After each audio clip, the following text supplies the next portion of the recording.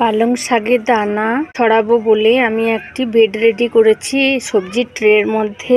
অল্প করে মাটি দিয়েছি, কিন্তু নিচের দিকে শুকনো পাতা, সবজির খোসা আর অনেক দিন থেকে বালতির মধ্যে সবজির খোসাগুলো জমিয়ে জমিয়ে রেখেছিলাম, সেগুলো পচে মাটিতে রূপান্তরিত হয়েছে। তো এগুলো খুব ভালো জৈব সারও। তো পালং শাকের দানা ছড়াবো বলে তাই আমি এই বেডটাকে রেডি করে নিয়েছি। তো পালং শাক সাধারণত শীতকালেই ভালো হয়, কিন্তু গরমকালেও হয় মোটামুটি, চেষ্টা করলেই ছড়ালে ঠিক হবেই। কিন্তু একটু বেশি রোদ্দুরে রাখা যাবে না, মাঝে মধ্যে ঢাকা দিয়ে রাখতে হবে, আর বেশি ঝড় বৃষ্টির মধ্যেও রাখা যাবে না।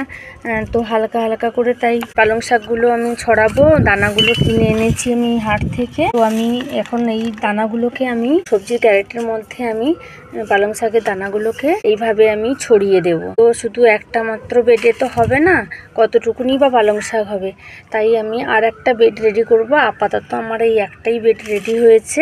এর পরে আবার আমি আস্তে আস্তে আর এক দুটো বেড রেডি করব পালং শাকের জন্য। পালং শাকের দানাগুলোকে আর ভেজালাম না, ভিজিয়ে দিলেও ভালো হয়।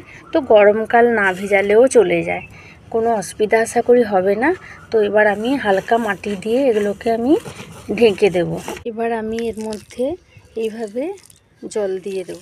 আজ এই পর্যন্তই। পরের ভিডিও নিয়ে আমি আবার খুব শীঘ্রই আসব। তবে পালং শাকের দানাগুলো কিভাবে গাছ হলো পরের ভিডিওতে দেখাবো। তো আপাতত এই পর্যন্তই।